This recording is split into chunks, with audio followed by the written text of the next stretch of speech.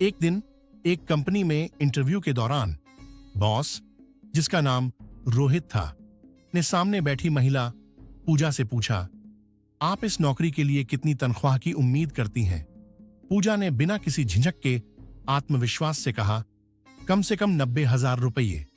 रोहित ने उसकी ओर देखा और आगे पूछा, आपको किसी खेल में दिलचस्पी है? पूजा ने जवाब दिया, जी, मुझे शतरंज खेलना बहुत पसंद है। रोहित ने मुस्कुराते हुए कहा, शतरंज बहुत ही दिलचस्प खेल है। चलिए इस बारे में बात करते हैं। आपको शतरंज का कौन सा मोहरा सबसे ज्यादा पसंद है, या आप किस मोहरे से सबसे अधिक प्रभावित होती हैं? पूजा ने मुस्कुराते हुए कहा, वजीर। रोहित ने उत्सुकता से पूछा, क्यों? जबकि मुझे लगता है कि घोड़े की चाल सबसे अनोखी होती है। पूजा ने गंभीरता से जवाब दिया, वास्तव में घोड़े की चाल दिलचस्प होती है, लेकिन वजीर में वो सभी गुण होते हैं जो बाकी मोहरों में अलग अलग रूप से पाए जाते हैं। वह कभी मोहरे की तरह एक कदम बढ़ाकर राजा को बचाता है, तो कभी तिरछा चलकर हैरान करता है, और कभी ढाल बनकर राजा की रक्षा करता है। रोहित ने उसकी समझ से प्रभावित होते हुए पूछा, बहुत दिलचस्प, लेकिन राजा के बारे में आपकी क्या राय है? पूजा ने तुरंत जवाब दिया, सर, मैं राजा को शतरंज के खेल में सबसे कमजोर मानती हूं। वह खुद को बचाने के लिए केवल एक ही कदम उठा सकता है, जबकि वजीर उसकी हर दिशा से रक्षा कर सकता है। रोहित पूजा के जवाब से प्रभावित हुआ और बोला, बहुत शानदार, बेहतरीन जवाब। अब यह बताइए कि आप खुद को इनमें से किस मोहरे की तरह मानती हैं?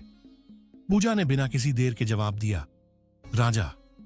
रोहित थोड़ी हैरानी में पड़ गया और बोला, लेकिन आपने तो राजा को कमजोर और सीमित बताया है, जो हमेशा वजीर की मदद का इंतजार करता है। फिर आप क्यों खुद को राजा मानती हैं? पूजा ने हल्की मुस्कान के साथ कहा, जी हां, मैं राजा हूं और मेरा वजीर मेरा पति था। वह हमेशा मेरी रक्षा मुझसे बढ़कर प्यार करता था, हर मुश्किल में मेरा साथ देता था, लेकिन अब वह मुझे पूरी तरह से छोड़ चुका है।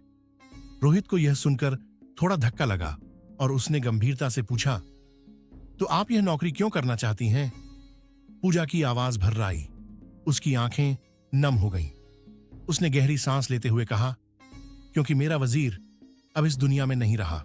अब मुझे खुद वजीर बनकर अपने बच्चों और अपने जीवन की जिम्मेदारी उठानी है।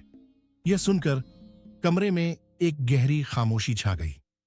रोहित ने तालियां बजाते हुए कहा, बहुत बढ़िया पूजा जी, आप एक सशक्त महिला हैं। यह कहानी उन सभी बेटियों के लिए एक प्रेरणा है जो जिंदगी में किसी भी तरह की मुश्किलों का सामना कर सकती हैं। बेटियों को अच्छी शिक्षा और परवरिश देना बेहद जरूरी है, ताकि अगर कभी उन्हें कठिन परिस्थितियों का सामना करना पड़े तो वे खुद वजीर बनकर अपने और अपने परिवार के लिए एक मजबूत ढाल बन सकें। किसी विद्वान ने कहा है, एक बेहतरीन पत्नी वह होती है जो अपने पति की मौजूदगी में एक आदर्श औरत हो, और पति की गैर मौजूदगी में वह मर्द की तरह परिवार का बोझ उठा सके।